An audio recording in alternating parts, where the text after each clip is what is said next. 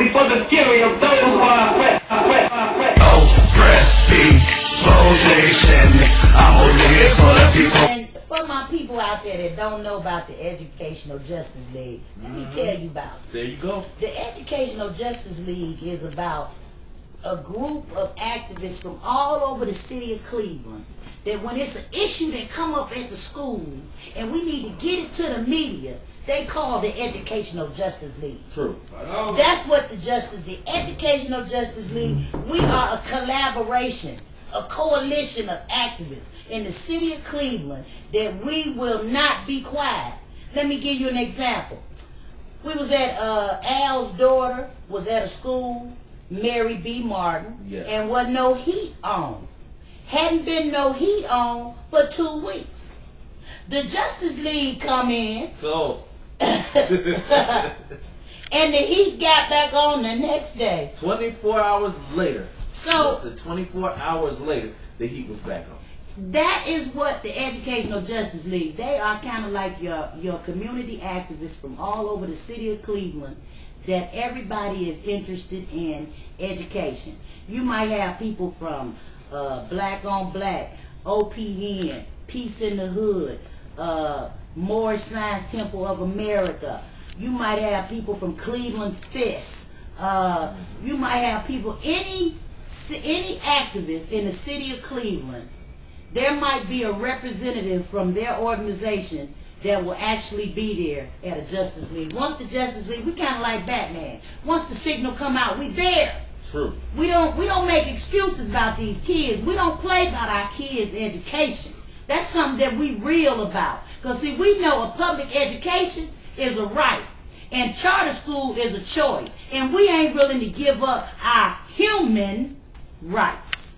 Yeah, without that oxygen for 4.5 minutes, you're brain dead, and you actually become a responsibility to your family, yes, and your community. That you're gonna need a lot of care, your level of care when you're talking. You know, people are gonna have to feed you, clothe you. You won't even know your surroundings. Sure. Because your brain is dead. And the bottom of the line, they talk about, I was privileged to be at a negotiating meeting, and they talked about global health care. And in global health care, they talk about regionalizing and making it where health care across the city, not only the city, the county, you know, you'll have these congruent circles.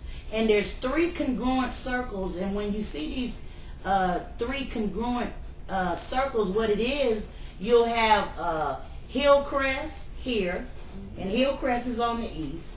You'll have Metro, which is in the middle, okay, and then you'll have Fairview, which is far west. Now, within those 3 circles, and when you're talking about your global care, you'll have other little hospitals that are within those 3 circles. So therefore, the quality of care within those 3 circles is excellent. As long as you stay within those 3 circles, you're excellent. But now here comes the problem. Mm-hmm. We're not within the circles. No. Huron Road and us, this here Ward 2 of East Cleveland, and 6 through 11 or 12, we're not within those circles. So we're in what they call the radius distance of each circle.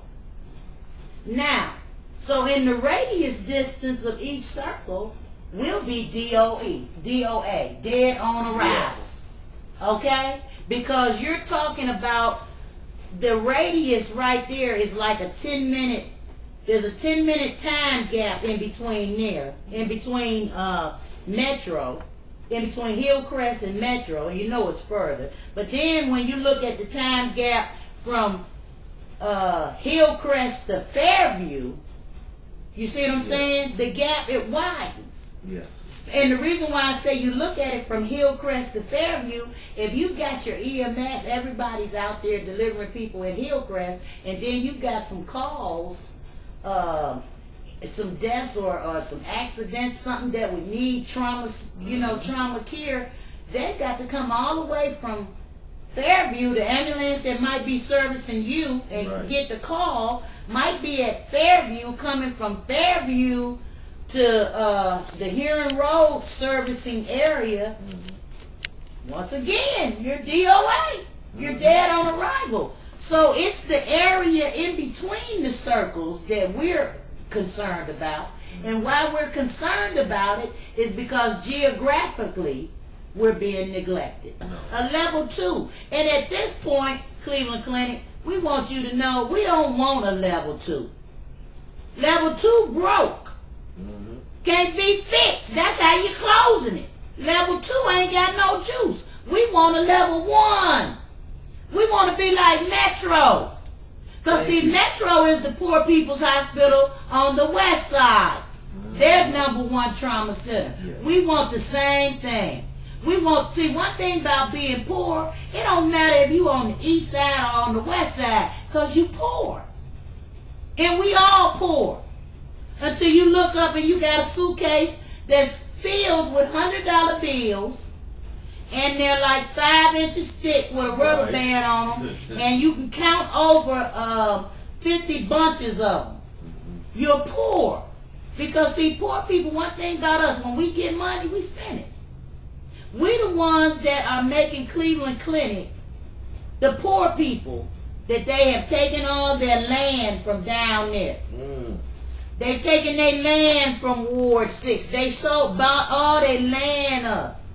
It's our land that you've taken already to, is what we want to say. Y'all have put y'all a mega facility, a world-class facility at 9500 Euclid Avenue. You have taken from the poor. You have drained that community where it ain't nothing left but y'all walls and their buildings. I'm known also, I know I'm Sister Brown here, but I'm also known as the CMSD Parent Ambassador. And some folks say I ran Eugene Saunders out. But let me correct the record. Okay. I didn't run him out. What I did was I was his conscience. And you know how after a while, your conscience get the best of you. Now, you talk about run out. Frank Jackson ran him out. That was his boss. I was his conscience. All right? Just for the record.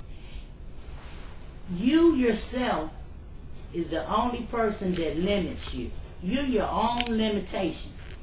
If you tired of doing nothing, then get off your behind and stand up. Because taking a stand is the first part of getting something done. Okay? Yes.